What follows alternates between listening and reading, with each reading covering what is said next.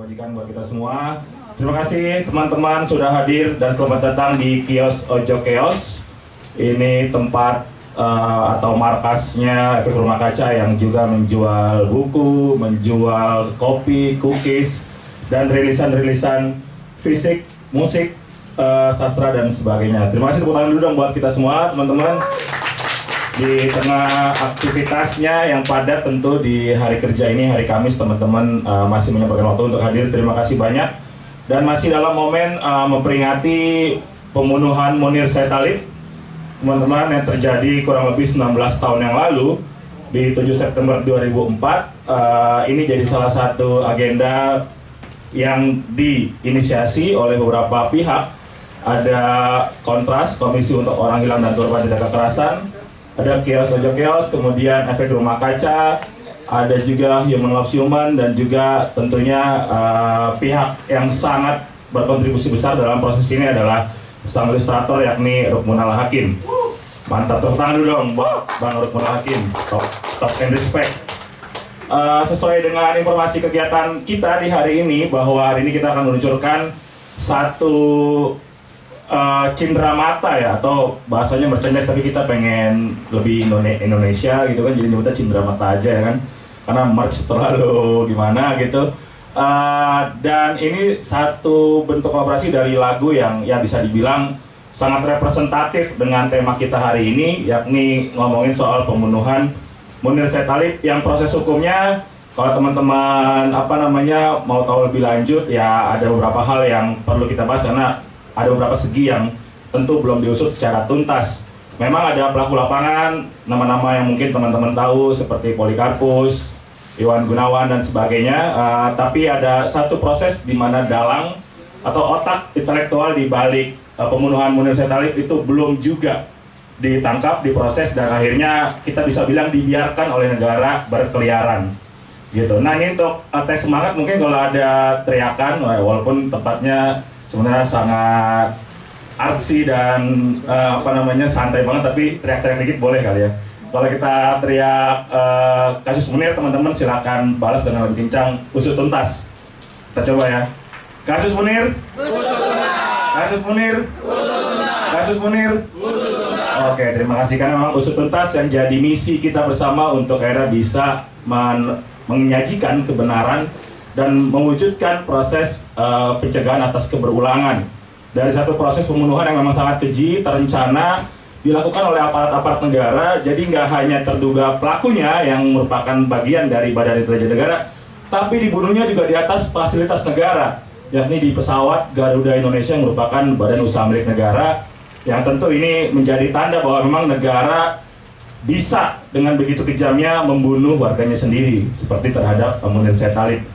Teman-teman, langsung aja dalam beberapa saat ke depan kita akan melihat presentasi dari proyek kolaborasi ini, Cindera Mata di Udara, dan nanti akan direspons oleh beberapa pihak, oleh Mbak Suciwati, kemudian oleh Dimas Bagus Arya dari Kontras, dan juga teman-teman Efek Rumah Kaca, plus juga tentu sang ilustrator Rukmunal Hakim. Untuk itu langsung aja kita panggil teman kita yang akan mempresentasikan, menyajikan bentuk kolaborasi yang sudah dilakukan dalam beberapa bulan terakhir, yang merepresentasikan lagu di udara, lagu yang tentu ini jadi lagu ibaratnya ya, cukup populer ya dalam panggung-panggung Efek Rumah Kaca, yang memang sudah sering dianggap sebagai band yang sangat politis dan tentu menyuarakan isu-isu sosial politik dalam panggung ke panggung.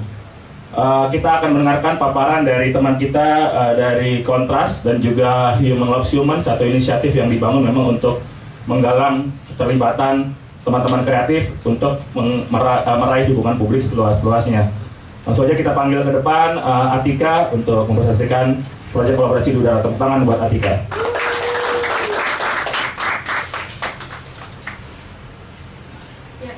Terima kasih Bang Gali. Mungkin aku sambil duduk aja ya buat presentasinya. Mungkin teman-teman yang di belakang yang nggak kebagian duduk bisa maju karena di depan masih banyak kursi kosong. Jadi memang ini sebuah bentuk kolaborasi baru dari Human Love Human. Jadi Human Love Human itu Mungkin sambil nunggu teknis juga ya, sembari aku menjelaskan atau sembari aku perkenalkan, Human of Human merupakan sebuah inisiasi baru atau inisiatif baru dari Komisi untuk Orang Hilang dan Korban Tindak Kekerasan atau Kontras untuk menggalang dukungan publik dalam bentuk apapun, termasuk untuk kemudian kita bersolidaritas, merawat ingatan dengan perjuangan-perjuangan yang saat ini masih kita lakukan, utamanya untuk kasus-kasus pelanggaran HAM berat masa lalu gitu. Termasuk juga saat ini dalam momen ini terjadi suatu kasus pelanggaran HAM berat yang tidak diakui atau bahkan tidak diproses oleh negara, yakni pembunuhan ataupun sebuah rekayasa ataupun sebuah inisiasi dari pemerintah untuk kemudian mengakhiri nyawa seorang aktivis hak asasi manusia yaitu Munir Said Talib, yang menjadi inspirasi dari lagu Di Udara milik Efek Rumah Kaca yang rilis pada tahun 2007 silam. Nah, ini salah satu bentuk kemudian ilustrasi pemaknaan dari lagu Di Udara karya Bang Rumnal Hakim, nanti yang mungkin bisa dijelaskan lebih rigid atau lebih luas dari sang ilustrator yang sudah hadir di sini. Karyanya itu berjudul Diinjak Melawan. Ya, ini mungkin langsung ke produknya ya, atau apapun, atau bentuk dukungan atau bentuk usaha kita untuk merawat ingatan, karena melalui seni dan perjuangan itu sebenarnya sesuatu yang saling membutuhkan gitu. Karena untuk memahami suatu isu atau suatu peristiwa yang terjadi secara rumit, melalui seni kita bisa langsung paham gitu. Sebagai masyarakat yang mungkin awam, yang mungkin tidak terlalu terpapar atau nggak suka baca buku atau nggak suka baca berita, termasuk saya gitu. Jadi melalui seni itu kita kemudian menjadi pintu atau awal mula untuk kita memahami atau seenggaknya mengenal itu karya seni itu berbicara mengenai apa. Kemudian ini beberapa mock-up-nya. Jadi nanti dari kolaborasi ini akan ada dua opsi gitu, dua bentuk, yaitu t-shirt yang berwarna hitam dan putih, dan kemudian ada patch juga yang telah dikolaborasikan dari gambar sang ilustrator dari Kak Rumnal Hakim. Nah, mungkin ini size chart dan kemudian price listnya yang akan nanti mungkin kita publikasikan langsung di sosial media. Jadi untuk teman-teman yang ingin ikut merawat ingatan kita semua, mengingatkan kembali, merefleksikan perjuangan Cak Munir, itu kita bisa mendukung melalui pemasanan kaos. Mungkin sedikit seperti itu, Bang Jadi. Kurang dong, wah ketika santai aja teman-teman yang mau langsung pesan dan sebagainya, nanti tunggu sabar, kita bisa cek informasi lebih lanjutnya nanti di media sosial ya, baik media sosial Kontras, media sosial Efek Rumah Kaca, Human of Human, Bang Hakim dan sebagainya. Teman-teman, tadi sekilas kita sudah melihat bentuk kolaborasi, bagaimana pemaknaan dari teman-teman yang bergerak di karya seni rupa, yakni Bang Rumnal Hakim yang tentu juga sudah banyak melahirkan atau menelurkan karya-karya visual yang akhirnya berkolaborasi dengan Kontras, Human of Human dan juga Efek Rumah Kaca. Sekali lagi tepuk tangan dong buat kolaborasi Cindera Mata Di Udara yang sebentar lagi bisa kita sama-sama rayakan dan bisa juga untuk dimiliki oleh kita semua.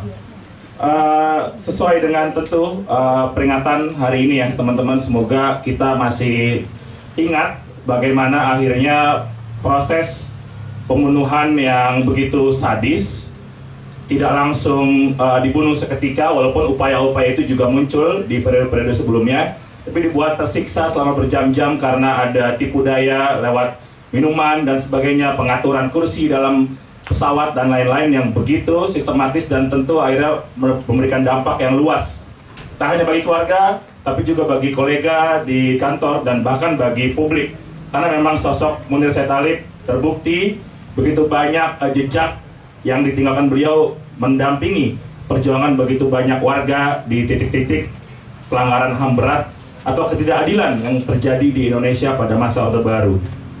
Langsung aja mungkin kita bisa mendengar respons-respons atau tanggapan-tanggapan dari berbagai pihak yang terlibat dalam proses ini. Kita juga pengen tahu cerita di balik adanya kolaborasi ini gitu. Kenapa akhirnya Efek Rumah Kaca setuju dengan ide yang dilempar oleh teman-teman Kontras dan Human Loves Human untuk akhirnya bikin produk cenderamata di udara, karena di udara kalau kita lihat statistiknya di berbagai layanan musik digital, platform-platform seperti Spotify dan sebagainya, pasti masuk top 5 ya, atau 5 teratas gitu lagu yang paling sering diputer milik Efek Rumah Kaca. Tapi memang sampai dari 2007 sampai hari ini kita belum pernah ngelihat ada bentuk cenderamata di udara gitu. Padahal pasti itu jadi satu hal yang akan sangat ditunggu-tunggu oleh publik tentunya gitu. Dan akhirnya inisiatif ini disambut dengan baik dan lahirlah karya yang tadi kita sama-sama saksikan.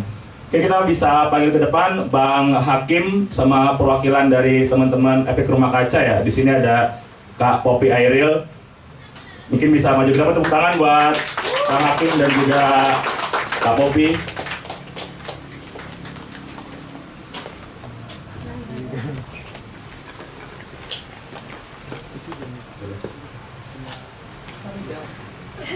Ngobrol-ngobrol lucu aja dulu Kak Poppy. Ya, di depan kita udah ada Bang Hakim sama Kak Poppy ya. Mungkin sebelum kita nanti tanya tanggapan Efek Rumah Kaca atas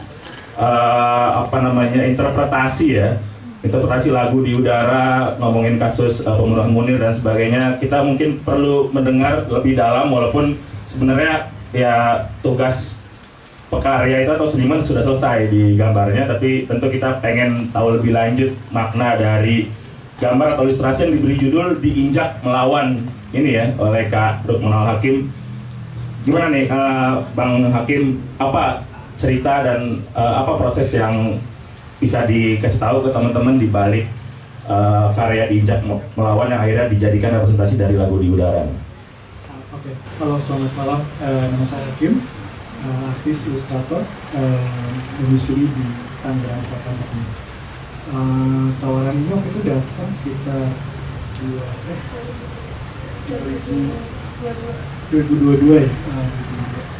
Waktu itu sebetulnya lebih ke banyak hal yang jadi pikiran, pertimbangan saya sebetulnya. RK salah satunya, kemudian sosok Munir, kemudian cerita di balik semuanya. Karena saya akui ketika saya ilustrator kemudian berada di industri, dalam banyak hal mengerjakan suatu hal yang bersifat politis, walaupun semua hal itu saja adalah pilihan politik. Kadang-kadang jadi pertimbangan yang sangat besar, karena saya akui saya takut. Saya bukan orang yang berani. Saya takut akan banyak hal. Saya takut sama pemerintah, saya takut sama polisi, saya takut sama militer. Terlalu banyak ketakutan buat saya. Lagi ketika kemudian ada jadi pertimbangannya cukup lama sebetulnya. Rasanya banyak yang saya pertimbangkan, tentunya kemudian akhirnya saya iakan juga. Karena entah kenapa saya rasa saya perlu, dengan pengetahuan saya yang sangat minim, saya perlu menyampaikan itu, meneruskan itu, setidaknya bagi saya itu yang paling dekat, meneruskan itu ke anak saya setidaknya. Saya akan tahu konsep membuat karya yang bisa tentang hal seperti ini. Jadi dorongannya akhirnya keluar, walaupun sebetulnya tekanannya buat saya cukup besar gitu. Nama ARK, nama Munir, cerita di baliknya tuh buat saya kayak wah ini. Karena akhirnya makanya ketika Atika pun mencoba memberi idenya seperti apa, itu ada perasaan kayak ini tepat nih ya, ini benar nih ya, ini jelas nih ya. Seperti itu sih. Tapi yang menginspirasi tentu saja lebih muda.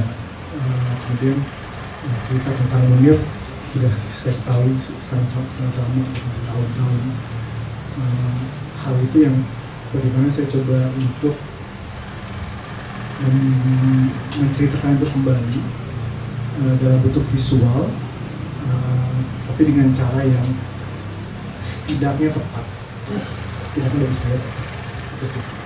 Tapi yang pasti lagu dia sangat menginspirasi sih. Saya sangat berpegangan dengan lagu tersebut. Ya, tepuk tangan dong buat Bang Hakim.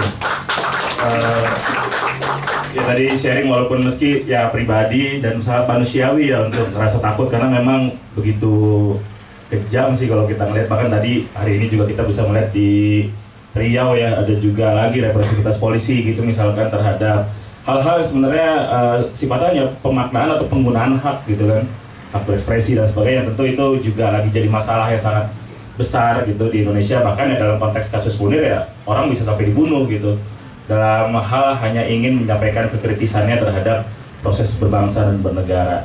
Tapi ini kalau nggak salah kan ini bentuk interaksi kita ya, kontras sama Bang Hakim ini bukan di kali ini aja ya. Kalau nggak salah tuh Bang Hakim ini merupakan salah satu bidder istilahnya, atau yang ikut lelang waktu itu ya. Ikut lelang karya visual ya kan. Jadi sangat berpartisipasi aktif lah untuk mendukung kerja-kerja kontras dan gerakan HAM di Indonesia.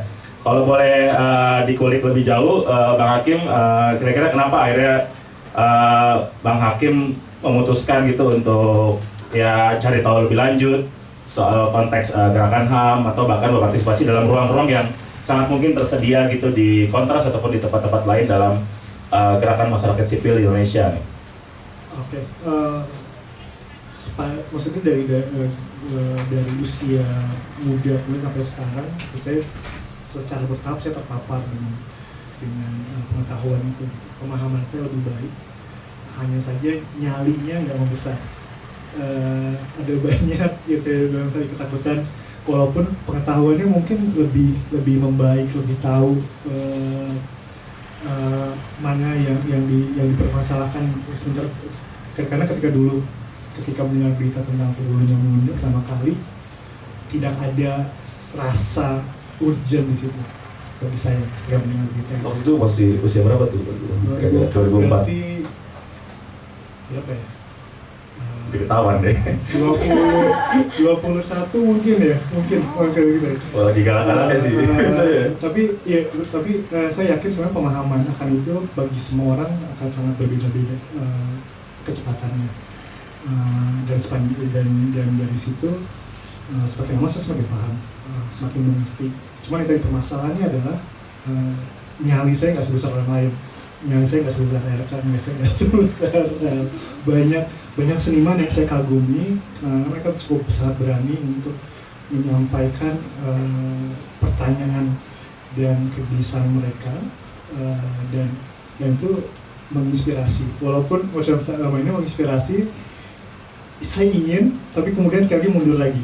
Selalu seperti itu. Kemudian dalam banyak hal ketakutan ini sangat besar kan ditanamkan ke seluruh rakyat Indonesia di sini, dan ada ketakutan kalau misalkan saya menyuarakan hal ini, apakah akan berdampak ke misalkan pekerjaan saya dan hubungan sama brand yang lain. Itu hal yang sangat ya itu pasti ada singgungannya ya. Singgungannya gitu. Apalagi ada rekam jejak dari HRD mungkin kan ngelihat itu sangat betapa saya sadari kalau mereka menanamkan ketakutan ini sangat dalam agar Ini nggak sampai bikin Bang Hakim bikin second account, third account untuk komen-komen di isu sosial politik kan?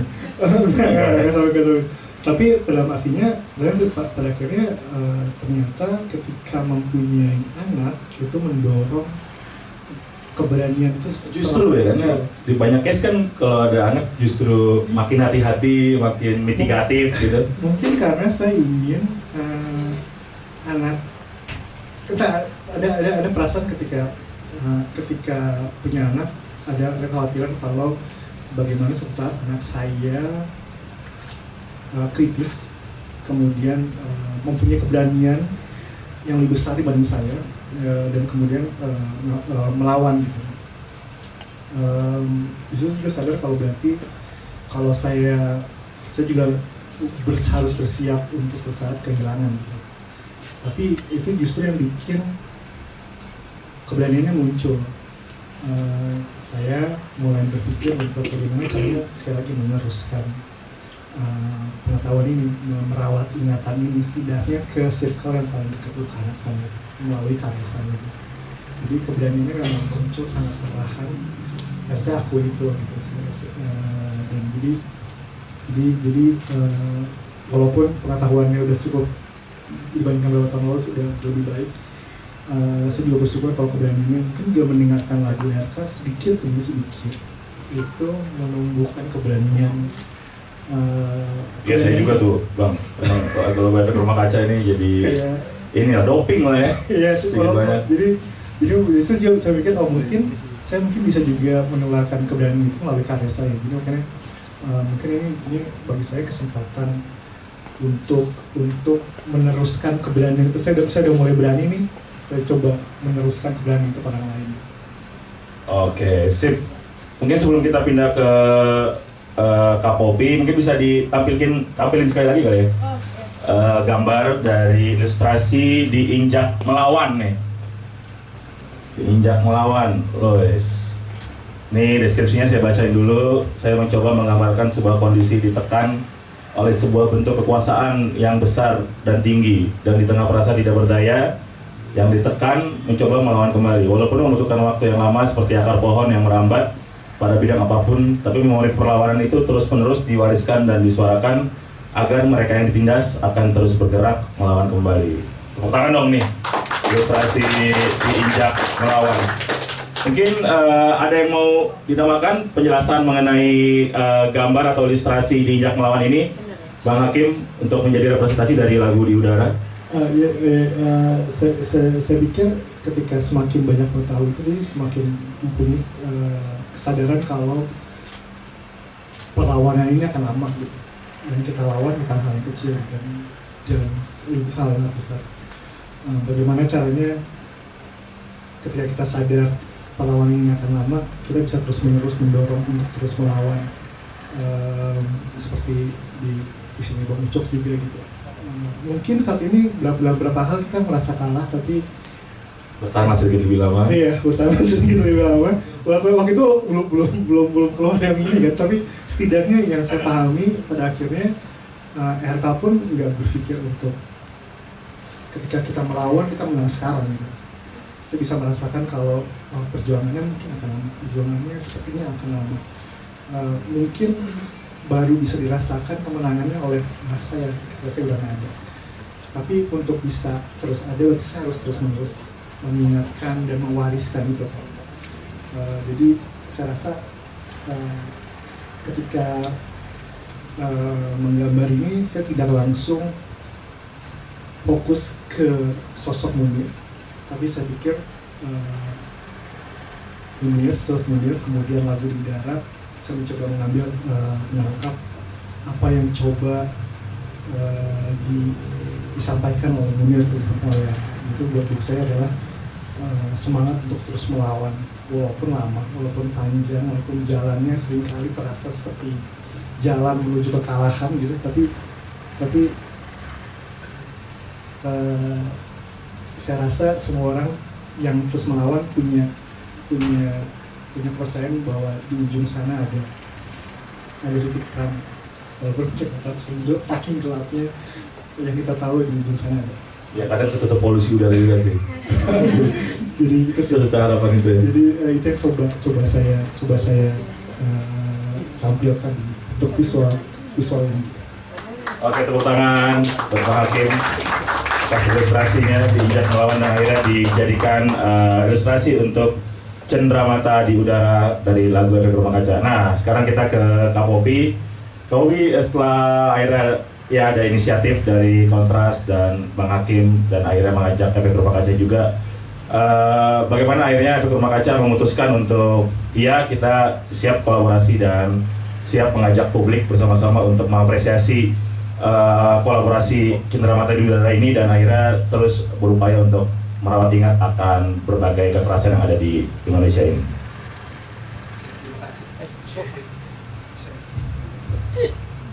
Terima kasih untuk Kontras dan berarti melalui Human Loves Human ya, juga Kenal Hakim yang sudah bikin project ini sama-sama. Awalnya memang waktu itu sempat PIC-nya kayaknya dari Jali ya. Waktu itu sempat mengirim gambar, ada ngajak ngasih sketch gambar dari masih mentah sih kayaknya waktu itu kayak masih. Iya itu dari Atika atau kayak sempat Jali yang ngomongin. Iya terus itu lumayan lama mengendap, terus akhirnya Atika menghubungi, gambar udah jadinya ada, terus akhirnya jadilah seperti yang sekarang. Tapi ada beberapa improvement di tipografinya karena waktu itu Hakim lebih ke artworknya aja, ilustrasinya aja. Nah jadi sebenarnya lucu sih prosesnya, yang sangat apa ya di luar dugaan adalah ternyata kayak ada semesta yang mengatur bahwa sebelum Humans Love Humans yang mau approach ke Mas Hakim, sebenarnya Efek Rumah Kaca sempat juga pengen bikin ngajak gitu ya, karena belum pernah, jadi pengen direspon sama Hakim gitu, udah ada akan penjajakan gitu udah ada, tapi kayaknya belum sempat. Dan itu adalah untuk album Rimpang, jadi beberapa yang lagu nanti kira-kira pengen direspon dalam bentuk merchandise, kayaknya Hakim cocok gitu gayanya dengan semangatnya Rimpang. Dan ternyata output yang dihasilkan dalam merespon lagu di Udara ini sangat rimpang sebenarnya kalau dilihat. Jadi ARK terakhir lumayan apa ya, kayak lebih ke emphasis ke akar-akar. Dari dulu kan ada jargon kami identik dengan pohon keringnya itu kan, tapi di Rimpang banyak yang bilang oh ternyata dari si pohon keringnya itu ada akar-akar gitu yang tumbuh dari situ. Dan ya walaupun nggak hierarkis gitu, dia tetap jadi kayak menopang si pohon keringnya itu jadi tetap kuat. Nah pas ngelihat karya dari Hakim ini kayak ini sebenarnya kontradiktif bahwa lagunya di udara tapi dia menjajak di tanah gitu ya, dia menapak di tanah. Dan ini sangat unik sekali perspektifnya. Dan secara universal ya memang benar apa yang disampaikan oleh Hakim. Kami merasa bahwa ya semangatnya Munir adalah semangat semua orang itu harus benar-benar diperjuangkan, dan itu ya yang kita jejaki. Walaupun rintangannya berat gitu, seperti kita lihat kakinya tertusuk-tusuk akar gitu, dan dia tapi ada kayak romantismenya di situ. Dia ada tumbuh, ada kayak semacam bunga gitu tumbuh dari akar-akar itu, buah-buah perlawanan. Jadi kayaknya apa ya, ini juga menggambarkan era di mana kayak selain memang kita menolak lupa, misalnya memang kita ingin berbagi terus tentang kisah Munir dan perjuangan kita sampai benar-benar nanti mendapatkan apa yang kita inginkan. Ya, ini juga mewakili untuk Efek Rumah Kaca ya, bahwa merchandise ini ada di era Rimpang gitu. Jadi kayak memang kayak potret juga sih sebenarnya.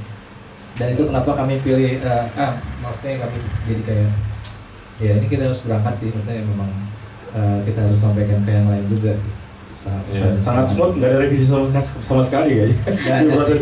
Karena memang visinya kita tambahin tulisan aja. Biasanya kalau RK kalau ada merchandise atau kebiasaannya itu ada tipografi atau tulisan judulnya ya. Ya, tapi nggak harus juga sih sebenarnya gitu. Jadi implikasinya memang implied banget dan secara semiotik ini udah cukup mewakili, jadi nggak dan kenapa ada nanti kalau melihat ada tulisan tipografi di udaranya, tulisannya di bawah juga itu secara bisa kita lihat di slide berikutnya. iya ada.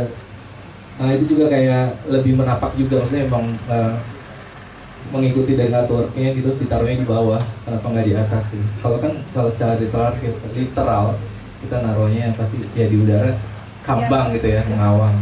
Tapi kita malah ngikutin jejaknya. Dan kenapa merah ya? Perih. Sedih. Tepuk tangan buat Kak Popi dan teman-teman Efek Rumah Kaca ya. Teman-teman, iya emang rimpang banget sih, tumbuh dan menjalar ya. Luar biasa. Dan ya sesuai dengan apa namanya, hal yang juga sering diucapkan bersamaan dengan jargon-jargon terkait perjuangan Munir ya. Meskipun dibunuh oleh negara gitu, juga di atas perusahaan milik negara, tapi kita selalu coba untuk mengimplementasikan kalimat ada dan berlipat ganda gitu. Dan tentu kalau dilihat dari apa namanya ilustrasi ini, itu bisa diartikulasikan ya, kurang lebih seperti itu gitu. Oke teman-teman, terima kasih banyak Kak Hakim dan Kak Popi. Kak Popi katanya mau ini ya ke gigs-nya si Zu ya, enggak ya? Pemutaran film. Iya, nanti kita bisa sambung. Kalau teman-teman ada yang mau ditanya ke Kak Hakim dan Kak Popi, dipersilakan. Tepuk tangan dulu buat Kak Hakim dan Kak Popi atas inisiatif kolaborasi dari Cindra Mata di Udara, kolaborasi dari Human of Human, Efek Rumah Kaca, Lukmanul Hakim, dan juga Kontras. Mungkin bisa kita bergantian nanti ngobrol. Sip, terima kasih Kak Hakim dan Kak Popi. Nah sekarang giliran kita panggil ke depan dua narasumber berikutnya. Yang pertama adalah tentu istri mendiang dari almarhum Munir Said Talib yang juga punya rekam jejak yang panjang untuk perjuangan hak asasi manusia, demokrasi, dan penegakan hukum di Indonesia. Hari ini sudah berbicara lantang di depan Komnas HAM, juga sangat tegas dan semangat menyampaikan kritik terhadap negara di depan istana secara langsung di aksi Kamisan ke-786 tadi. Soalnya kita sambut dengan meriah dengan jargon yang tadi ya, kalau masih ingat, kalau ada teriakan kasus Munir jangan lupa teriak usut tuntas. Mbak Suciwati silakan maju ke depan. Kasus Munir, kasus Munir, kasus Munir, satu lagi kita panggil ke depan koordinator dari Komisi untuk Orang Hilang dan Korban Tindak Kekerasan atau Kontras, yakni Dimas Bagus Arya Saputra. Sebenarnya lagi tadi agak ngopi dulu bentar di depan. Tepuk tangan dong buat Mbak Suci dan Dimas.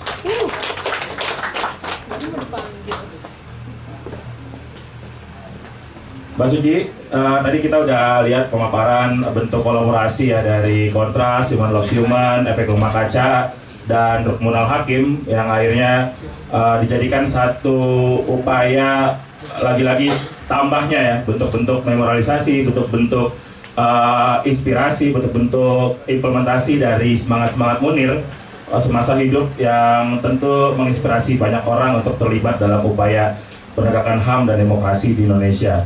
Pertama mungkin Mbak Suci setelah ngelihat tadi, kayaknya kali pertama ngelihat ya, kita belum ngasih contekan dan belum ngasih bahan terlebih dahulu terkait kolaborasi ini, tapi kita percaya bahwa apa yang jadi bentuk kolaborasi dari teman-teman seniman dalam hal ini Efek Rumah Kaca dan Lukmanul Hakim itu adalah cara yang sesuai gitu dengan ruangnya masing-masing. Silakan Mbak Suci, setelah melihat karya tadi apa yang terasa dan bisa ditanggapi dari proses kolaborasi ini? Makasih Jali. Selamat malam semua. Sebenarnya kalau saya harus ngasih komen ya kayaknya nggak ini deh, nggak pada tempatnya karena saya nggak punya keahlian untuk menuliskan, dan ini filosofinya tinggi nih kayaknya ya kan. Nah, itu karena kan gambarnya ada artinya dan sebagainya. Dan tapi dari mendengar yang tadi dipaparkan, menurut saya selalu itu bagian dari ruang-ruang di mana itu justru mengenalkan pada ruang yang luas kepada anak muda, orang yang tidak ansih ngomong soal hak asasi manusia misalnya. Itu menurut saya bagian dari yang membantu kita, orang yang merasa bersama-sama kita suka kesepian kan. Jadi ini banyak temannya nih gara-gara mereka gitu kan. Gara-gara dulu di udara orang banyak yang nggak apaan sih di udara, terus mulai penasaran dan mulai mencari tahu, dan buat saya itu keren. Jadi itu bagian ruang yang selama ini tidak bisa kita rebut. Jadi perlu kerja keras lagi, dan kan nggak mungkin ya kerja-kerja kita atau teman-teman di Kontras dan beberapa teman-teman di ruang hak asasi manusia itu yang kerjanya di frontline harus juga kerjain yang ini gitu. Itu nggak mungkin banget, dan ini bagian yang saya pikir sangat membantu kerja-kerja kita, dan ini bagian kebersamaan, sinergisitas itu penting banget. Jadi luar biasa, terima kasih. Saya tentu saja harus mengapresiasi kerja-kerja teman-teman dalam ruang-ruang yang sama dengan kita. Oke, mantap. Tepuk tangan buat Mbak Suci atas responsnya, karena memang ada banyak ruang-ruang yang tentu perlu banyak amunisinya ya, nggak melulu laporan, nggak melulu hasil investigasi, nggak melulu kritik atau siaran pers terkait kinerja atau kebijakan pemerintah, tapi ruang-ruang bentuk pertautan seni budaya dan aktivisme yang bisa menjadi pintu bagi masuknya orang-orang atau pihak-pihak baru yang lebih luas dan lebih lebar tentunya. Karena sebenarnya kalau tadi Hakim juga sempat bilang bahwa ya semua hal politis gitu sebenarnya, dan itu bisa membuat politik kewargaan itu menjadi meningkat dengan bentuk-bentuk implementasi dari karya-karya yang ada ya.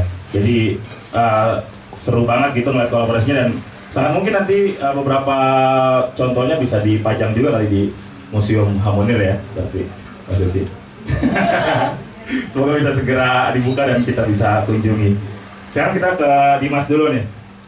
Dim, gimana ngelihat bentuk proses kolaborasi antara beberapa pihak ini gitu, teman-teman Efek Rumah Kaca yang vokalisnya juga bagian dari Kontras ya, Badan Pengurus Mas Khalil Mahmud, semoga nonton di New York sekarang, dan juga ada Lukmanul Hakim sama Human Loves Human tentunya, dan beberapa pihak lain untuk akhirnya terus merawat semangat yang juga Munir hadirkan gitu dalam Kontras ataupun publik secara luas, untuk akhirnya bisa menjadi alat tambahan gitu untuk meraih tujuan kita bersama dalam hal ini, yakni tuntasnya kasus pembunuhan Cak Munir. Oke, selamat malam semuanya. Sebelumnya saya berterima kasih sama teman-teman Ojo Chaos yang mau lagi-lagi menyediakan tempat dan ruangnya. Sejak peringatan 14 tahun, 14 tahun, Ojo Chaos membuka ruang publik gitu ya, memang untuk membahas banyak isu, terutama isu sosial politik dan juga dinamika soal hak asasi manusia. Tidak lupa saya juga berterima kasih sama Mas Hakim yang pada akhirnya ada satu kolaborasi konkret yang bisa kita upayakan setelah sebelumnya. Tadi di Singgung Jali, tadi ngomong juga sebenarnya di belakang gitu ya, Mas Hakim sempat jadi pemenang lelang gitu ya dalam satu kampanye penggalangan donasi publik. Ucok ya waktu itu ada gambar dari Kang Ucok gitu ya, yang kemudian di lelang gitu ya, dan diberikan pada Kontras, dan uangnya atau hasil lelangnya itu dipakai untuk melakukan pemberdayaan dan penguatan untuk korban pelanggaran hak asasi manusia di Indonesia. Nah, yang pertama soal dan juga nggak lupa sama teman-teman RK yang selalu menyuarakan isu-isu kritis, isu-isu sosial politik yang hari ini mungkin jarang kita temukan ya dalam skena atau dalam ekosistem. Slang masih ya, tapi sekarang arah politiknya politik dalam bentuk yang lain. Ya, saya tahu ini sarkas gitu ya. Jadi mungkin ada ruang-ruang kritis yang masih dipertahankan dan selalu dielaborasikan dengan baik oleh teman-teman efek rumah kaca. Menanggapi apa yang tadi disampaikan oleh Jali, saya punya keyakinan sebenarnya teman-teman. Saya mungkin sama kayak teman-teman, usia saya juga masih muda gitu ya. Saya juga salah satu orang yang percaya kita. kayak saya juga individu yang tidak pernah punya satu bentuk komunikasi langsung dengan almarhum Cak Munir gitu ya. Tapi saya selalu terpapar dengan cerita-cerita Bernas dan juga cerita-cerita yang sangat luar biasa terkait dengan perjuangan beliau, terutama dalam melakukan agenda advokasi soal isu-isu hak asasi manusia, melakukan upaya-upaya yang nyata untuk membongkar kebobrokan aparat keamanan di Indonesia ketika zaman Orde Baru, bahkan dengan lantang juga terus menunjuk akuntabilitas dan mengupayakan bentuk-bentuk pertanggungjawaban terhadap segala bentuk kekerasan yang ada di Indonesia gitu ya, secara tidak langsung. Salah satunya lewat karya-karya budaya populer. Dan saya meyakini sebenarnya setiap orang itu punya pintu masing-masing untuk kemudian dapat mengetahui soal isu-isu sosial politik, terutama hak asasi manusia. Persis sama yang tadi disampaikan Mbak Suci, isu hak asasi manusia ini adalah isu yang sangat rumit, sangat berat, sangat eksklusif bahkan gitu ya. Karena secara teoretik orang-orang menganggap bahwa hak asasi manusia ini adalah satu ilmu, disiplin ilmu yang pada akhirnya tidak relate sama kemanusiaan. Padahal kalau kita mau tarik secara prinsipil, hak asasi manusia ini adalah hak yang selalu melekat dalam diri manusia gitu ya. Sehingga harusnya itu bisa menjadi perbincangan, percakapan yang sehari-hari kita lakukan. Kita melakukan komunikasi, kita melakukan bentuk-bentuk hubungan sosial, kita melakukan bahkan gitu ya bentuk-bentuk ekonomi dan lain sebagainya, itu ada muatan hak asasi manusia di situ. Sehingga harusnya isu-isu hak asasi manusia itu bisa diterjemahkan dengan sangat lugas, dengan sangat ringan gitu ya. Tapi karena memang sudah ada doktrin yang melekat bahwa hak asasi manusia ini menjadi isu yang berat, isu yang sifatnya sangat politik gitu ya, terutama pasca beberapa kejadian-kejadian politik di Indonesia. Saya coba ingat ada konteks kasus 6566 gitu ya. Awal mula diskursus hak asasi manusia berkembang di Indonesia, yang mana waktu itu juga upaya-upaya serangan-serangan terhadap isu-isu hak asasi manusia sebagai satu isu barat gitu ya, itu mengemuka di Indonesia. Lalu berkembang dalam zaman Orde Baru ketika tahun 84, 89 ada upaya-upaya untuk kemudian melakukan hegemonisasi terhadap nilai dasar Indonesia, Pancasila gitu ya, untuk menekan ketakutan-ketakutan terhadap gerakan-gerakan Islam radikal. Itu pada akhirnya juga mendorong wacana atau diskursus hak asasi manusia berkembang dalam aras yang lebih politik bentuknya. Bahkan yang terakhir itu soal 98 isu hak asasi manusia menguat karena memang ada dorongan yang sangat kuat dari beberapa teman-teman internasional gitu ya, lembaga-lembaga internasional, bahkan negara-negara lain gitu ya, bahkan PBB, untuk kemudian mendorong Indonesia melakukan bentuk-bentuk akuntabilitas penyelesaian pelanggaran hak asasi manusia di Indonesia ketika zaman Orde Baru. Jadi memang isu hak asasi manusia ini kalau bisa dilihat secara historis di Indonesia, pintu masuknya sangat sulit, sehingga memang perlu kemudian bentuk-bentuk penerjemahan yang sangat lugas, salah satunya melalui pendekatan budaya populer gitu ya. Saya juga jujur teman-teman, saya mengetahui kemudian atau masuk terlibat dalam kerja-kerja advokasi asasi manusia awalnya memang berangkat dari lagu-lagu Efek Rumah Kaca, Efek Rumah Kaca satu, terus ada Iwan Fals gitu ya, Kantata Takwa, Kantata Suami gitu ya, yang memang semuanya punya muatan atau dinamika yang membicarakan soal situasi sosial politik dalam kacamata seni budaya.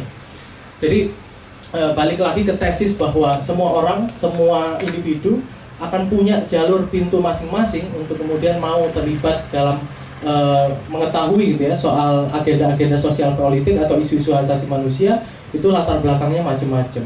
Dan saya meyakini bahwa kalau misalnya ada bentuk kolaborasi multidimensi untuk kemudian menerjemahkan hak asasi manusia ini, maka ke depan gerakan hak asasi manusia, orang-orang yang peduli terhadap hak asasi manusia di Indonesia itu makin akan tumbuh gitu ya. Makin ada banyak orang-orang yang kemudian mau terlibat dan juga mau menjadi orang-orang yang kritis gitu ya dalam mengaktualisasikan atau dalam melakukan interpretasi terhadap hak asasi manusia nggak cuma hanya lewat bentuk-bentuk advokasi secara langsung, tapi juga bentuk-bentuk yang lebih populer dalam kacamata seni budaya. Luar biasa, mantap banget emang Pak Dimas nih. Kacar emang orangnya, jadi selain juga terlibat banyak dalam pendampingan korban, tapi juga terlibat banyak dalam aspek-aspek sosial budaya ya. Pak Dimas referensi, literasi dan sebagainya soal budaya populer nih lumayan lah, nanti bisa kita diskusikan lebih lanjut di bentuk-bentuk yang lain ya.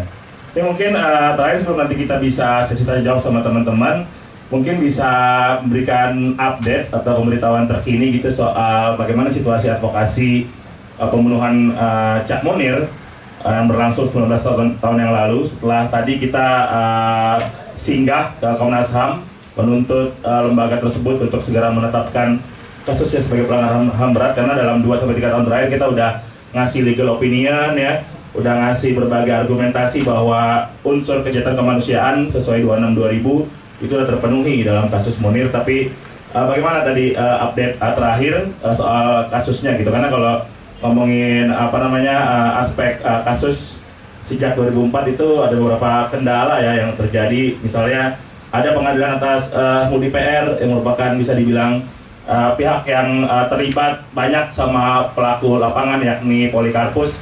Tapi MUDI PR karena dia PK atau peninjauan kembali akhirnya dibebaskan gitu. Atau ada hal-hal lain bahwa sebenarnya nggak berhenti di MUDI gitu, tapi ada berhenti di beberapa aktor lain yang juga belum diseret sama negara. Mungkin bisa di-share pengetahuan bersama teman-teman di sini sama yang nonton di Instagram live-nya Kontras. Per detik ini gimana tanggapan Kontras atau Mbak Suci sama teman-teman Kasum dan sebagainya, lihat respons dari negara per hari ini? Silakan. Oke, yang pertama jelas kalau kita melihat secara konstruksi penyelesaian kasus gitu ya, dengan adanya pengadilan untuk MUDI, Polikarpus dan 2 orang dari Garuda gitu ya. Ada Direktur Indra waktu itu sama satu lagi yang waktu itu sudah dilakukan proses pengadilannya. Kami merasa Roheli Aini ya, kami merasa bahwa proses hukumnya tidak berhenti dalam aktor-aktor yang sifatnya aktor langsung atau lapangan gitu ya. Ada satu konstruksi dalam konteks aktor intelektual yang masih hari ini belum bisa dijawab oleh negara. Dan pasca lahirnya tim pencari fakta Munir yang waktu itu dibentuk dalam era Presiden Susilo Bambang Yudhoyono, dan waktu itu sudah menghasilkan satu laporan TPF yang anehnya juga secara fisik barangnya katanya tidak ada yang menyimpan gitu ya, dan tidak ada yang kemudian bertanggung jawab untuk kemudian melakukan pengarsipan di lembaga negara. Padahal sudah jelas di pemberitaan banyak media massa, penyerahan dokumen TPF ini seenggaknya sudah diberikan pada 3 institusi waktu itu, dan 7 institusi, yang harusnya kopi atau dokumen fisiknya itu ada dalam arsip pengarsipan di setiap lembaga tersebut. Nah, yang kedua berkaitan dengan proses advokasi sendiri, semenjak tahun 2020 gitu ya, Komite Aksi Solidaritas untuk Munir dan juga Mbak Suciwati serta beberapa koalisi masyarakat sipil itu mendesak bahwa kasus Munir itu harus dijadikan sebagai satu kasus pelanggaran hak asasi manusia yang berat. Karena kami merasa bahwa secara sistematis dan juga secara struktur gitu ya, dan juga efek yang meluas gitu ya, bahwa ada satu simptom atau gejala yang mengindikasikan bahwa kasus Munir ini memang masuk dalam kriteria sebagai pelanggaran hak asasi manusia yang berat. Bahkan di tahun 2021 tim Komite Aksi Solidaritas untuk Munir atau KASUM gitu ya, kita sudah menyampaikan pendapat hukum atau legal opini kepada Komnas HAM supaya Komnas HAM mau melakukan penyelidikan pro justisia atau penyelidikan berbasis hukum sesuai dengan mandat Undang-Undang 26 tahun 2000 soal pengadilan hak asasi manusia, bahwa konstruksi kasus atau pembunuhan terhadap Munir Said Thalib ini merupakan satu tindakan pelanggaran hak asasi manusia yang berat. Nah, tapi dalam kesempatan dalam 2 tahun terakhir ini kita masih belum menemukan satu bentuk komitmen dari Komnas HAM terutama sebagai lembaga yang memang punya kewenangan dalam undang-undang tersebut untuk melakukan bentuk-bentuk penyelidikan secara segera, gitu ya, dengan banyak alasan, dengan banyak dalih, dengan banyak upaya-upaya berkelit, gitu ya, terutama untuk melakukan pendalaman, untuk melakukan bentuk-bentuk penguatan terhadap konstruksi kasus atau konstruksi pendapatnya, gitu ya.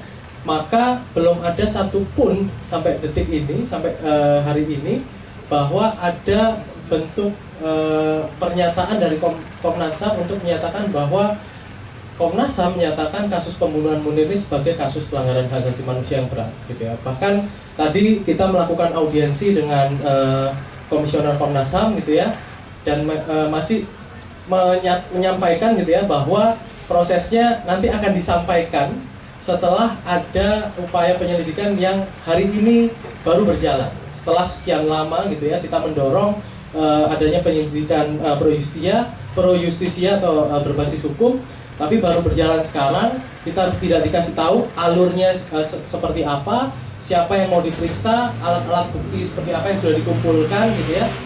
Justru Komnas HAM tidak mau menyampaikan waktu atau jangka waktu proses penyelidikan, gitu ya, dengan alasan mereka tersandra oleh peraturan internal soal prosedur penyelidikan pro justisia yang ada di Komnas HAM. Nah, ini satu langkah yang mundur sebenarnya, teman-teman, bahwa kalau kita melihat kasus Munir ini adalah salah satu kasus yang kemudian bisa dimaknai hari ini bahwa ada komitmen tidak adanya komitmen dari negara untuk kemudian melakukan pengakuan, bentuk pengakuan terhadap kerja-kerja pembelaan terhadap isu-isu hak asasi manusia, gitu ya. Ini juga terbukti dengan banyaknya kasus-kasus, gitu ya, serangan-serangan terhadap aktivis, serangan-serangan terhadap jurnalis, bahkan masih serangan-serangan terhadap kelompok buruh, serangan-serangan juga bahkan terhadap kelompok akademisi yang teman-teman akademik ini dilindungi oleh satu prinsip yang bernama kebebasan akademik, bahwa di lingkungan kampus sebagai bastion of knowledge, gitu ya, atau sebagai penjaga marwah pengetahuan, itu mereka bebas bereksperimen termasuk terhadap ideologi pemikiran. Tapi hari ini dalam rezim yang katanya demokratis, ternyata ada serangan-serangan yang begitu sistematik terhadap kerja-kerja akademik. Kita melihat banyaknya kriminalisasi, intimidasi, represi, bahkan serangan-serangan digital, gitu ya, terhadap kelompok-kelompok akademik, mahasiswa, pengajar, dosen, dan juga tenaga ahli yang ada di kampus, gitu ya. Bahkan ke beberapa level jurnalis, gitu ya. Kita masih ingat tahun lalu ada serangan yang cukup sistematik, upaya peretasan kepada lebih dari 50 orang jurnalis narasi, karena waktu itu setelah mereka sehabis mengeluarkan satu report atau pemberitaan soal situasi di Papua, lalu ada upaya-upaya peretasan secara sistematis dan kemudian terjadi kepada lebih dari 50 orang jurnalis narasi. Lalu juga ada serangan terhadap banyak pembela HAM yang kemudian kritis menyampaikan hasil-hasil temuan, hasil-hasil riset, gitu ya, soal situasi-situasi yang terjadi di Papua. Ada Haris Azhar dan juga Fathia Maludianti yang hari ini menjalani proses sidang karena dianggap melakukan pencemaran nama baik terhadap salah satu menteri. Bayangkan, salah satu menteri yang harusnya bisa menjadi subjek untuk kemudian dikritik terkait dengan kebijakan-kebijakan publik yang dikeluarkan, itu sekarang malah menjadi aktor yang melaporkan warganya dengan dalih bahwa tidak ada kebebasan yang absolut. Padahal jelas-jelas posisi dia sebagai pejabat publik itu harusnya tidak imun, gitu ya, terhadap kritik, apalagi kritik yang berorientasi terhadap upaya-upaya untuk melakukan perbaikan terhadap situasi, terutama yang hari ini terjadi di Papua, gitu ya.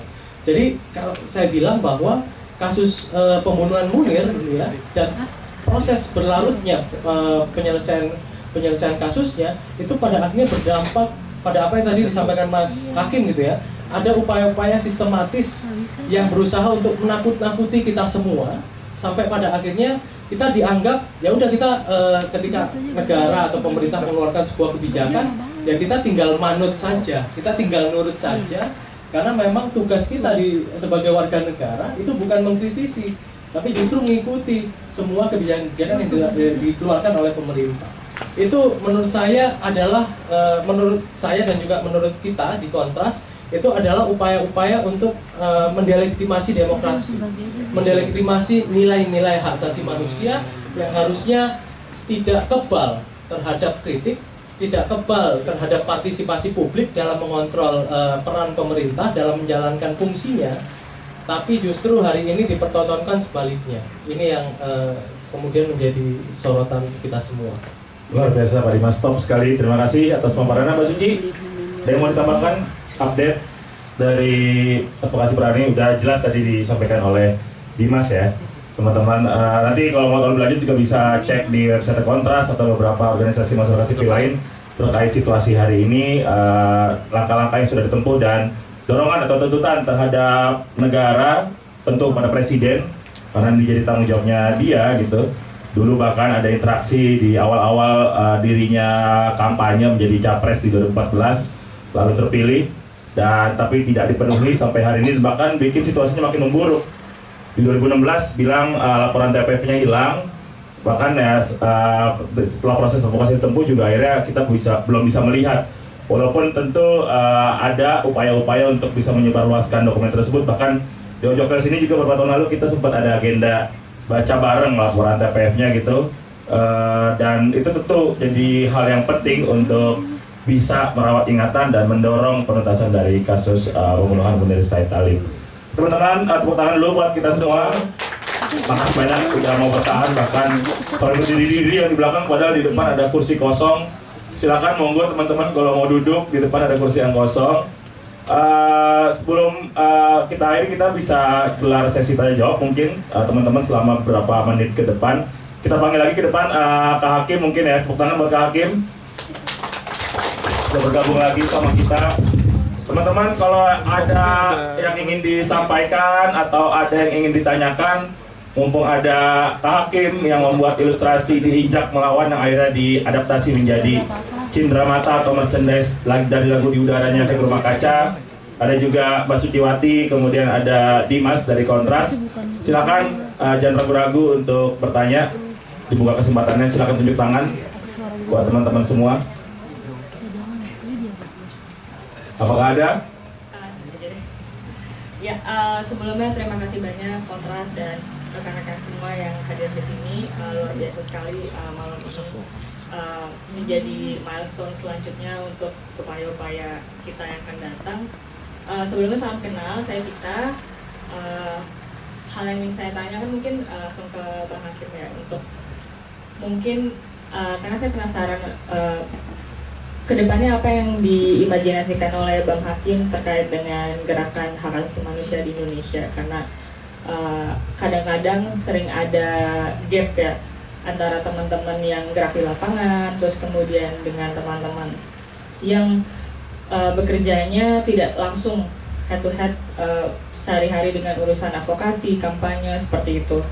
Jadi aku pribadi juga pengen tahu sebenarnya apa sih yang idealnya bisa teman-teman dari CSO atau komunitas lainnya bisa lakukan untuk bisa lebih real, bisa membangun gerakan yang lebih bersama seperti itu. Karena kita pasti bersama-sama juga yakin ya bahwa kita nggak bisa gerak sendiri lagi, dan juga teman-teman masyarakat sipil juga sadar bahwa kita nggak selamanya menyuarakan di echo chamber seperti itu. Makanya kita perlu menguatkan barisan. Nah, mungkin dari Bang Hakim ada gagasan bagi teman-teman seperti itu untuk menguatkan barisan. Ya, terima kasih. Terima kasih banyak.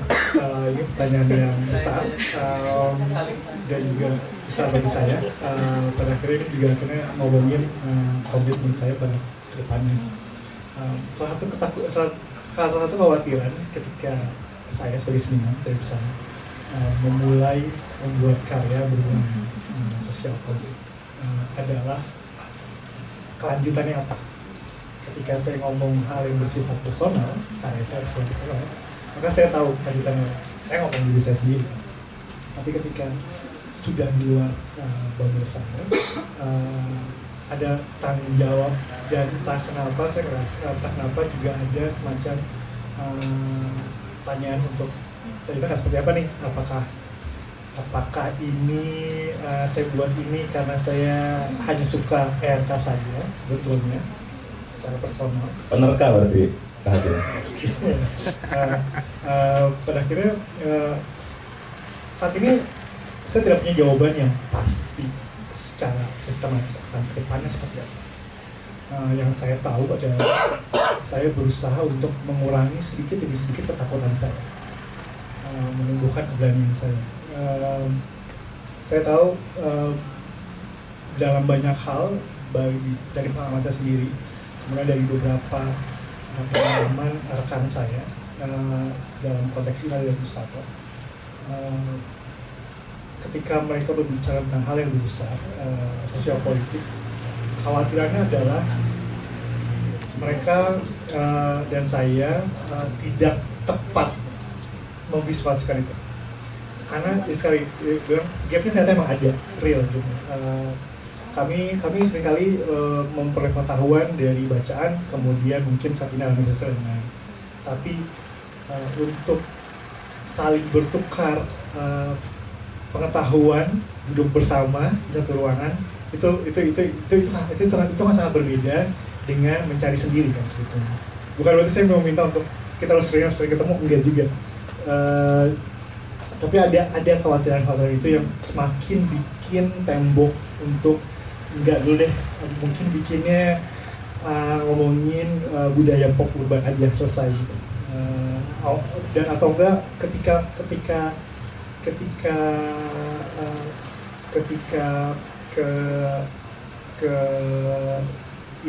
ininya udah ada untuk mencoba bicara, biasanya layernya terus ditambahin sehingga nggak bilang secara clear kalau misalkan saya mengkritik tentang bagaimana negara lambat dan payah ngurusin hak asasi manusia. Saya banyak. Jadi yang saya bisa janjikan ke diri saya saat ini mungkin adalah bagaimana saya mengurangi ketakutan saya dan memberanikan diri saya untuk selalu mencoba sedikit demi sedikit berani untuk membuat karya yang berhubungan dengan hal-hal yang urgent seperti ini. Saya nggak mungkin, saya seringkali bersinggungan dengan teman-teman saya yang hidup dalam bubble yang hal seperti ini adalah di luar obrolan mereka sehari-hari. Bahkan ketika mulai ngomongin, bahkan ketika pertanyaan sesederhana, kau mau nggak bikin yang hubungannya dengan nggak usah ngomong hak asasi manusia dulu, politik yang general gitu, itu akan diusahakan pembicaraannya nggak ada sebisa mungkin. Dan saya tahu ketakutan dan kekhawatiran itu nyata gitu. Dan itu yang gimana caranya, bahkan setiap hari memperoleh pengetahuan itu, terekspos pengetahuan itu, dan mendengarkan RK secara religius gitu, itu pun bukan berarti akan tumbuh keberaniannya secara instan. Itu yang saya rasa mungkin dari 13 tahun karir saya sebagai seniman dan ilustrator, baru karya ini ya, saya ngomong lebih, walaupun itu juga dengan memakai simbolis yang mencoba. Saya selama saya berusaha ngasih air lagi, tapi setidaknya bagi saya ini langkah saya udah segini nih. Bagaimana caranya untuk secara lebih banyak lagi, sejujurnya saya nggak boleh jawab. Yang saya tahu ini menggerakkan saya, dan saya punya harapan kalau semoga karya visualnya juga menggerakkan yang lain, setidaknya itu sih. Tapi terima kasih banyak. Luar biasa, tepuk tangan buat Kak Hakim. Sudah terlihat ada tangan yang diacungkan ke atas, silakan bisa maju ke depan, Mas. Selamat malam, nama saya Adi Nur Syahid. Biasa dipanggil sini. Saya biasa bantu-bantu chaos di sini, bantu-bantu aja. Terus saya pengen tanya ke Mas senimannya ini. Dari proses tadi itu menarik sebenarnya. Untuk tadi pertanyaannya kan bagaimana sebuah karya itu bisa menggerakkan sesuatu. Pertanyaannya, dan itu pasti jawabannya kan beragam ya. variasinya modelnya begini. Itu kan kayak debat klasik soal sejauh mana sih musik atau karya seni itu bisa punya kontribusi membangun gerakan sosial itu. Jawabannya bisa dari A sampai Z gitu. Nah, termasuk saya sebenarnya ingin tanya secara personal dalam konteks apa makna peristiwa atau pemaknaanmu terhadap situasinya ini sendiri seperti apa sebenarnya, dan dia punya dampak apa ke dirimu sendiri.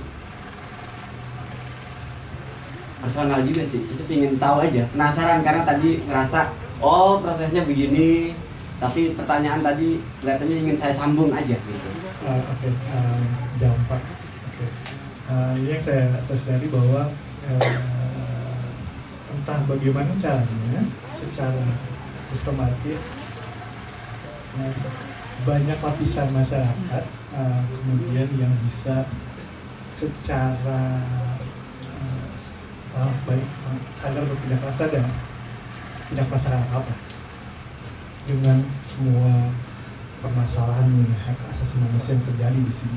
Ketika mungkin saya bisa tanyakan ke banyak teman saya dampak dari kematian Munir bagi hidup mereka. Nggak ada apa-apa.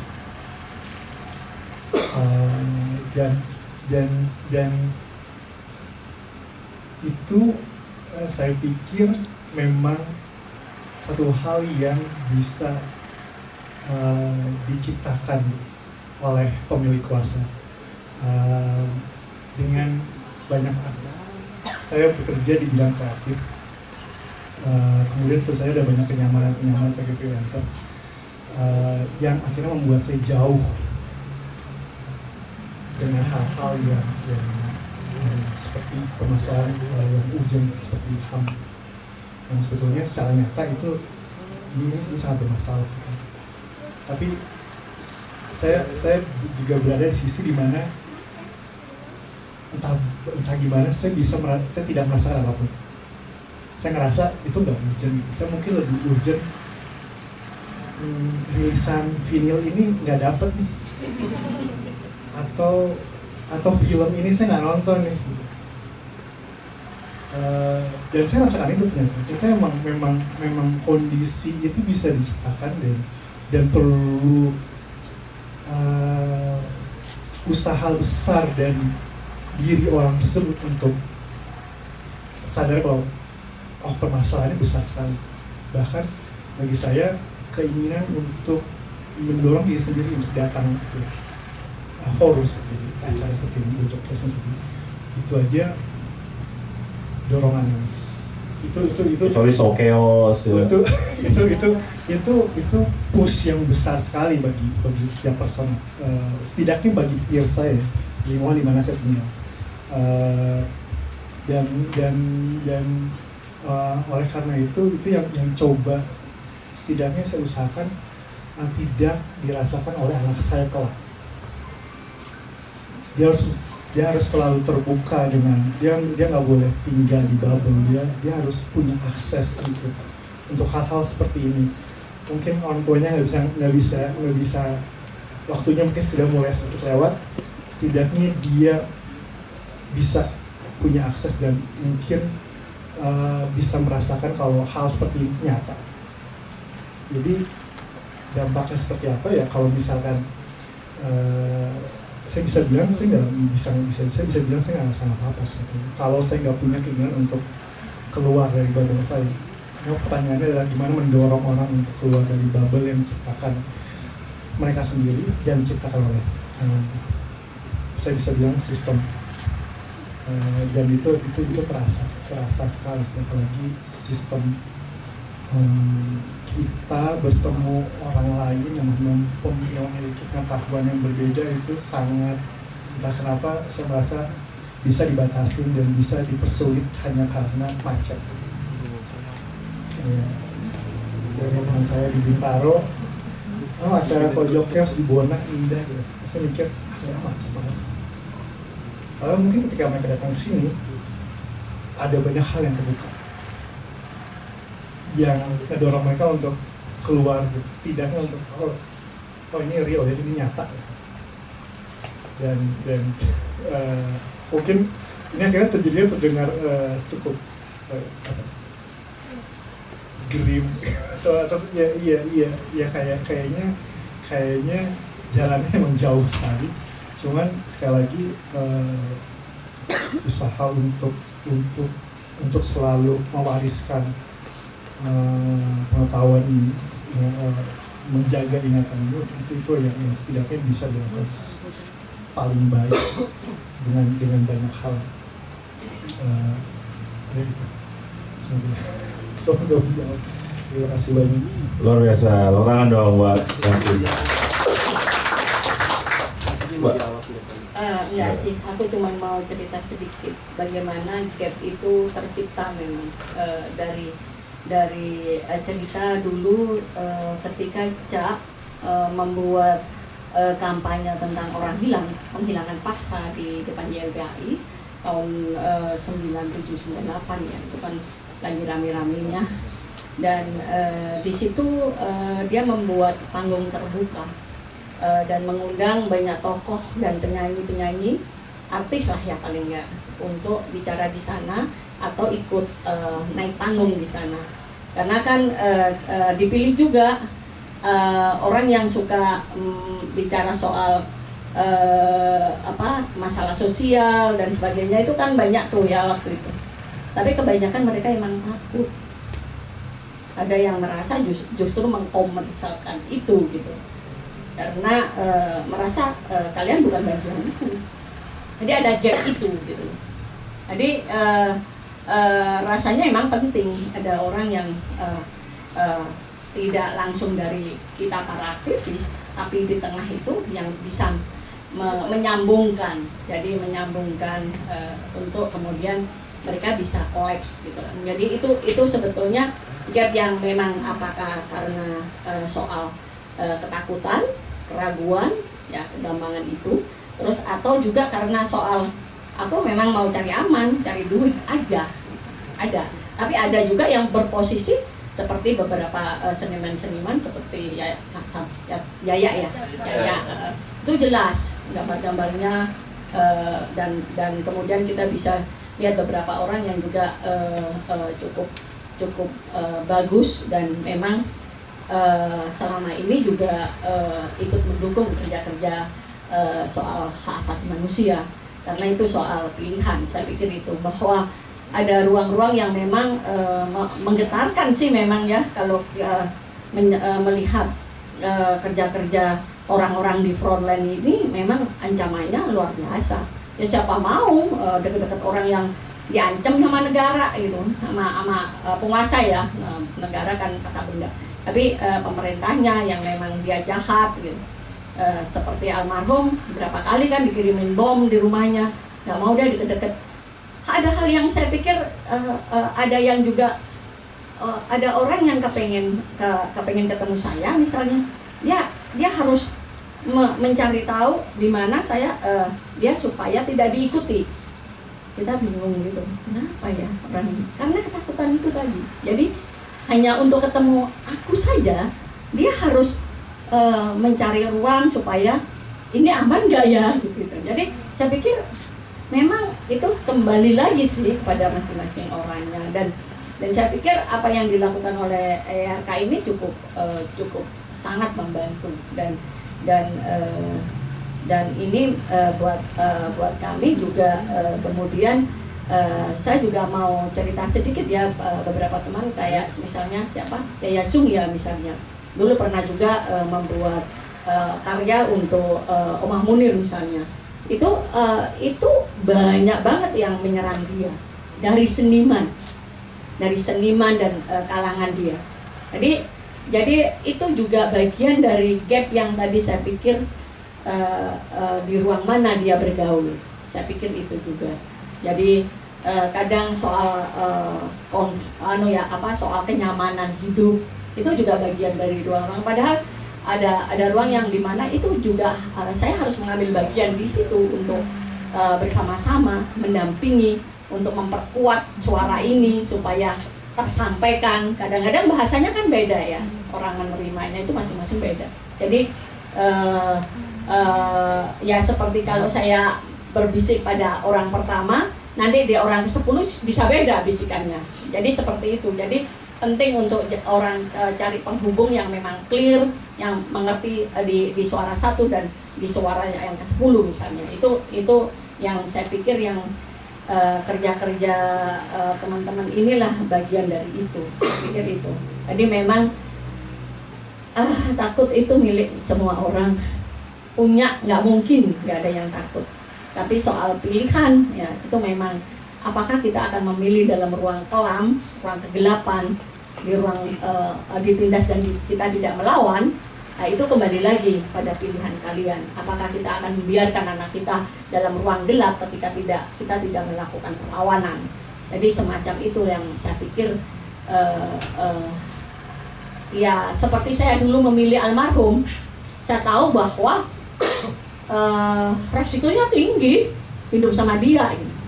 Tapi saya harus bersama dia. Karena dia mencintai saya mencintai dia dan pastinya dia akan lebih kuat kalau bersama saya gitu. Jadi ruang-ruang seperti itu soal pilihan-pilihan itu saya pikir bagian dari bagaimana kita bisa meneruskan karena apa yang dilakukan almarhum ini adalah membuat negara kita ini bermartabat. Karena selama ini kita terus-menerus diinjak-injak di ruang-ruang pemerintahan dengan sistem yang korup, pengadilan yang korup, semuanya korup. Mana sih di ruang kita ini yang nggak korup? Lihat kita itu bukannya naik, angka kemiskinannya itu terus naik gitu loh, bukan kemakmurannya yang naik.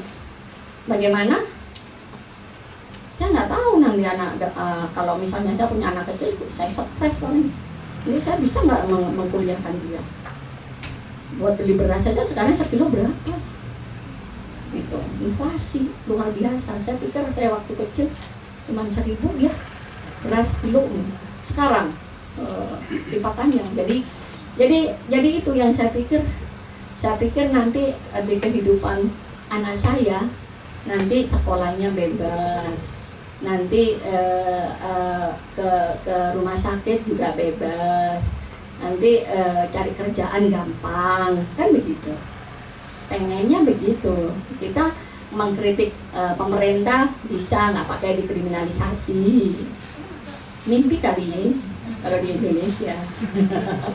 jadi itu saya pikir hari ini kita harus untuk ayo kita bersama-sama untuk memecahkan gap itu tadi supaya nggak seperti kita masuk jurang gitu. Jadi ayo kita ratakan atau apa gitu. Mungkin harus memang sama-sama ada kesadaran dari para orang-orang yang mempunyai keahlian itu dengan orang-orang yang punya keahlian yang lain gitu. Misalnya ilustrator dengan musisi dan juga para orang-orang yang di front line. Saya pikir itu sih. Makasih. Luar biasa.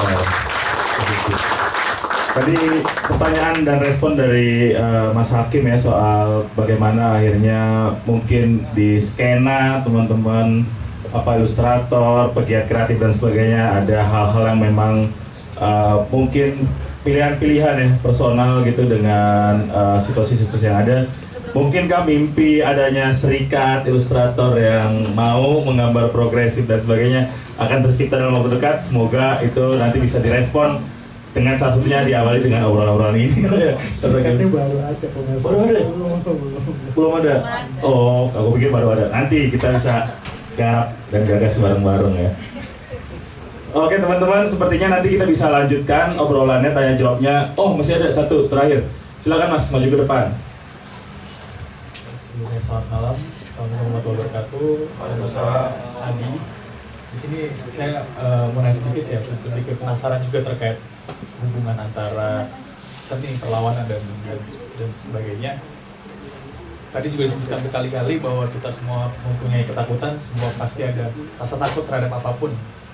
Saya jadi penasaran, maksudnya apakah di Indonesia ini, sebelumnya saya nggak tahu udah ada apa belum, seniman-seniman yang dia berkaryanya itu kayak, ya misalnya mungkin kayak Banksy lah ya, dimana dia bisa menyuarakan itu dalam orang tuh nggak tahu dia siapa, tapi karyanya itu suaranya sangat luar biasa. Tapi emang pasti akan ada ketakutan, takutnya seniman-seniman ini akan seenaknya atau seperti apa, tapi justru malah mungkin kita butuh seniman-seniman yang dia bergerak dalam diam tapi suaranya itu benar-benar luar biasa gitu. Nah itu saya nggak tahu apakah memang kita butuh orang itu seperti itu juga untuk bisa menutupi ketakutan tadi itu, atau memang dirasa secara budaya pun kita emang sebenarnya bukan yang seperti itu sih.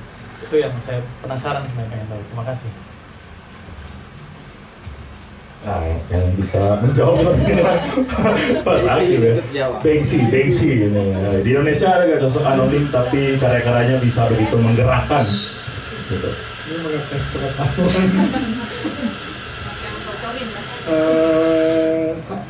Ya, pastinya ada. Tapi saya akan akui pengetahuan saya akan itu terbatas. Tapi saya pikir itu hal-hal seperti itu pasti akan ada dan pasti akan lahir sebetulnya. Tinggal sih, cuman pada akhirnya efeknya sebesar apa, dan apakah secara society juga mendukung karya-karya yang ada gitu, atau justru merasa kalau sekali lagi seniman street artist secara in general kita mengusik kenyamanan gitu, mengusik estetika kota gitu. Apabila masyarakat kita sangat society kita membutuhkan kenyamanan dan estetika itu nomor satu, maka akan jadi bisa sebesar apa si karya gitu. Nah, tapi itu saya walaupun saya mungkin nggak terpapar ke pengetahuan itu, tapi saya yakin pasti ada sih, tidak mungkin yang ada sih. Ada ya pasti. Ya, ada tapi kalau ngomongin terketahuan jadi. Oh iya. Mas Uji katanya ada informasi kayaknya nih soal. Saya sih mau cerita juga dulu. Yaya itu bikin itu sangat terkenal waktu itu, gambarnya Soeharto lagi jadi raksasa gitu seingat saya, dan ya, itu ada di film ini ya Mbak yang kiri hijau kanan merah itu ya di awal ya. Jadi ya, itu juga cukup menggerakkan di tahun 98-an itu. Jadi itu juga ruang di mana teman-teman juga berekspresi dan juga ikut melawan kemudian. Tapi saya juga mau bilang bahwa kaos-kaos yang selama ini beredar itu juga saya pikir juga bagian dari yang menggerakkan, karena itu juga teman-teman artis loh yang bikin begitu itu. Jadi saya pikir kayak kaos yang aku pakai ini banyak banget yang pesan dan pengen pakai yang begini gitu. Ada dong. Jadi anonim dan itu banyak sekali yang orang kepengen pakai ini. Jadi itu bagian dari kebanggaan juga orang-orang yang makainya. Jadi menggerakkan orang untuk terus juga mengingat tentang Cak Munir, perjuangannya. Jadi saya yakin sih pasti di luar sana juga banyak. Dan ada yang kalau hampir di setiap kota saya datengin, jadi mungkin terbatas ya tadi di beberapa banyak tempat itu yang bahkan di daerah Toraja yang saya pikir nggak akan ada gambarnya Munir di tembok, itu ada. Jadi makanya agak oke. Dan itu gambarnya mereka kayaknya bikin sendiri deh, dari ngambil fotonya Munir terus dibikin terus disemprot gitu. Jadi saya pikir itu juga apakah itu sebuah karya? Saya pikir itu karya gitu. Jadi itu juga bagian dari melakukan perlawanan, dan itu di Lombok saya temukan, di Ambon saya temukan, di banyak tempat itu saya temukan, dan menurut saya ini bagian dari keberhasilan kita juga untuk yang namanya ada dan berlipat ganda itu tadi, dan menolak lupa tentunya, karena ada yang belum selesai di Republik ini yang terus menerus dikorup, keadilannya juga dikorup, jangan salah. Jadi itu sih, makasih. Dimas, nih peneliti budaya populer juga. Iya, aku mungkin melihat dalam konteks pertautan antara gerakan seni dan gerakan aktivisme ya. Di Indonesia sebenarnya jalannya panjang gitu. Kalau kita telisik dari segi historis tahun 65 era 60-an gitu ya, ada satu kolektif lembaga budaya rakyat yang juga pada akhirnya punya satu mimpi waktu itu untuk kemudian membicarakan seni untuk politik gitu ya, seni politik yang pada akhirnya bisa menggerakkan kesadaran warga terutama dalam konteks tata kelola pemerintahan. Lalu bergerak beranjak ke zaman Orde Baru, kita punya sederetan musisi yang pada akhirnya direpresi gitu ya, mulai dari beberapa seniman seperti Hari Rusli gitu ya, yang tahun 98 sempat memplesetkan lagu Indonesia Raya waktu itu sehingga harus berurusan dengan polisian. Ada Iwan Fals juga tentunya yang meskipun sekarang mungkin nuansa kritisnya udah agak turun. Ini pendapat pribadi. Terus yang ketiga, itu kode supaya ngajak Iwan Fals kolaborasi sepertinya. ada juga kalau teman-teman pernah ingat gitu ya, ada dulu satu seniman atau musisi namanya Mogi Darusman yang pernah buat satu lagu gitu, satu album gitu ya, isinya mengkritik soal budaya korupsi, kolusi, nepotisme zaman-zaman era Orde Baru yang pada akhirnya juga harus berurusan dengan kepolisian gitu ya. Dia bikin album, saya lupa judulnya apa gila gitu ya, tahun 76 gitu ya albumnya. Lalu ada juga satu kolektif musisi dari Semarang, nama bandnya cukup unik nih dan cuma punya one hit album namanya Impress 1580. Jadi dia bikin album khusus waktu itu ngomongin soal ketidakadilan terkait hukuman mati terhadap Husni Kasdut, salah satu pahlawan revolusi, pahlawan kemerdekaan yang pada akhirnya harus menjadi Robin Hood atau pencuri karena memang sistem tidak ada mengakomodir sistem terhadap ex tentara kemerdekaan untuk kemudian masuk dalam TNI, sehingga dia menjadi Robin Hood Indonesia yang pada akhirnya dieksekusi di tahun 80 dengan Impress tersebut gitu ya. Itu jadi nama bandnya dan mereka juga albumnya dibredel karena dianggap melawan atau seenggaknya mempertanyakan soal kebijakan hukuman mati satu negara.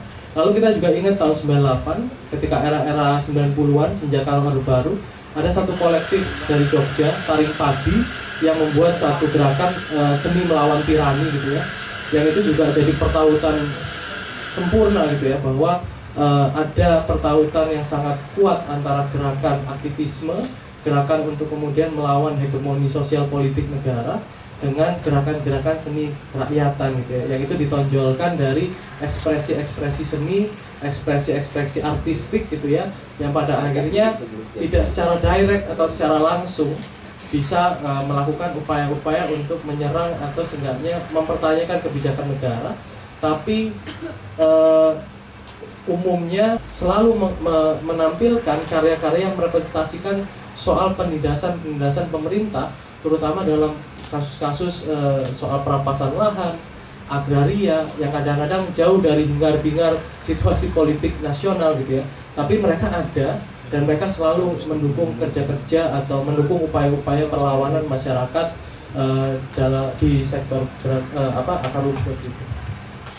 Jadi memang ada inisiatif untuk akhirnya meningkatkan gitu. Biasanya kalau di akar rumput mungkin biasanya yang kelihatan poster terus ditulis pakai spidol, kan kalau aksi ke pengadilan atau bikin camp di tempat konfliknya, tapi kita juga lihat lagi ada gerakan beberapa teman-teman seni atau perupa gitu untuk hadir, datang bikin baliho, bikin poster untuk kepentingan medsos dan sebagainya, dan itu tentu jadi manuver yang besar ya, seperti Bali Tolok Reklamasi kan itu gambarnya sangat ikonik dan jadi tersebar luas di mana-mana gitu. Itu peran seniman di ranah itu, walaupun tentu perlu diukur kesuksesannya seperti tadi pernyataan Sili ya, Mas Sili, Mas Ali Nur Said, bahwa perlu diukur sebenarnya pengaruh seni, musik, visual itu untuk keberhasilan atau perlawanan terhadap ketidakadilan itu sejauh apa gitu menggerakkannya. Ya. Harus FYP. Itu indikatornya. FYP. Makanya nggak begitu sekarang kok menurutku. Kan kita juga tahu banyak kelompok situasi politik juga punya dampak terhadap polarisasi yang di seniman. Kita tahu ya bahwa ada konser 2 jari, 3 jari, 4 jari dan yang lain-lain. Yang itu dilakukan diinisiasi oleh seniman. Gitu. Yang sebelah juga bikin yang sama. gitu. Saya juga nggak tahu yang di mainstream ini aja udah ada perkumpulan apa mas, asteris pendukung Ganjar, ekstravaganjar apa begitu, Once Michael apa siapa ya kan.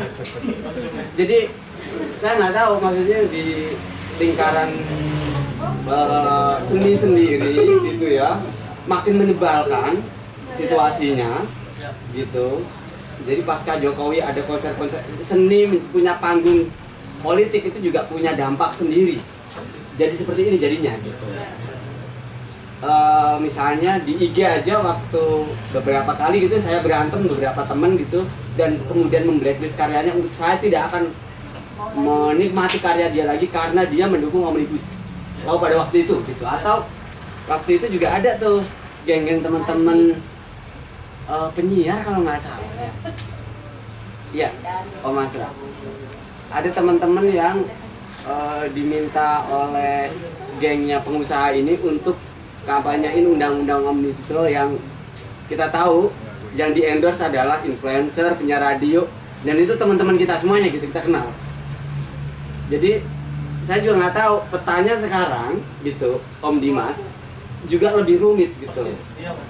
Kalau tadi kan kita bisa di cluster tuh, oke, ada karya ini, ada karya misalnya, atau gue balikin lagi dah. Yaya sekarang posisinya ngapain? Dukung Ganjar. Gitu, menyebalkan buat saya gitu, maksudnya bahwa kau mengadvokasi isu wadas, tapi kau tidak peduli terhadap yang lain. Gimana bisa ada nilai mengamini kemanusiaan tapi milih-milih? Ya kan? Padahal Ganjar adalah orang misalnya yang bertanggung jawab terhadap Kendeng.